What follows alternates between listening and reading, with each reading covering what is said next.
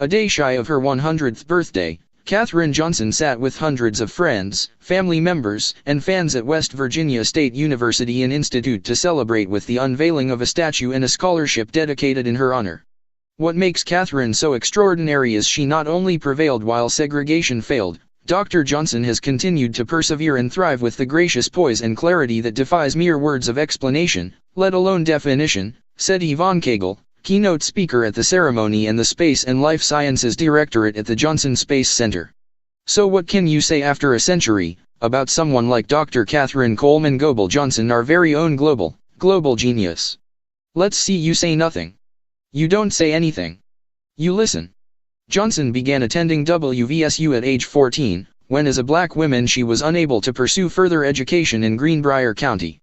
At 18, she graduated from WVSU with degrees in both mathematics and French. She spent some time pursuing graduate studies at West Virginia University as one of the first black students to attend the school. Despite excelling at her craft and proving herself time and time again, she knew starting a career as a research mathematician after college would be difficult. For 15 years Johnson worked as a teacher, inspiring other young Appalachians in the fields of math and science. In 1953, just as the U.S. Civil Rights Movement was taking off, Johnson joined the National Advisory Committee on Aeronautics, which later became NASA, as one of a handful of black women hired to do mathematical work. In 1961, her calculations put the first American in space. In 1962, she was responsible for helping astronaut John Glenn orbit the Earth 3 times. Years later, those calculations put Americans on the moon. Her story and legacy was shared with the world in 2016, when the Academy Award-nominated film, Hidden Figures, hit theaters. Now, Johnson has once again been immortalized with a bronze statue standing in the middle of WVSU's campus, and through a scholarship fund in her name, other young students looking to pursue careers in science, technology, engineering, and mathematics will be able to access more opportunities to help them prevail as she did. With an initial endowment of $200,000, the Katherine Coleman Goebel Johnson Scholarship is already helping students like freshman Jaha Daniels, a Charleston native and Capitol High School graduate, and Alexis Scudero, a Gandyville native and graduate of Rowan County High School.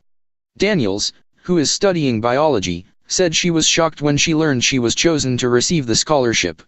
"I really couldn't believe it, and I was honored, especially to have something in her name," Daniels said. "She's inspiring, and especially because she's African American, I can identify with her. That feels amazing." U.S. Senator Joe Manchin, D. West Virginia, also made an appearance at Saturday's event, honoring Johnson by entering her accomplishments into the congressional record for eternity.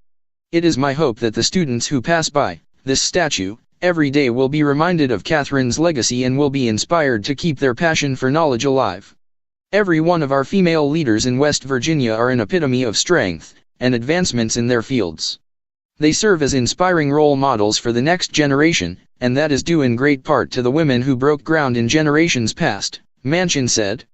"Because of the accomplishments of intellectual leaders such as Katherine, more young women have and will blaze their own trails in the fields of science, math, engineering, and tech, and will continue to make our state and our entire nation proud."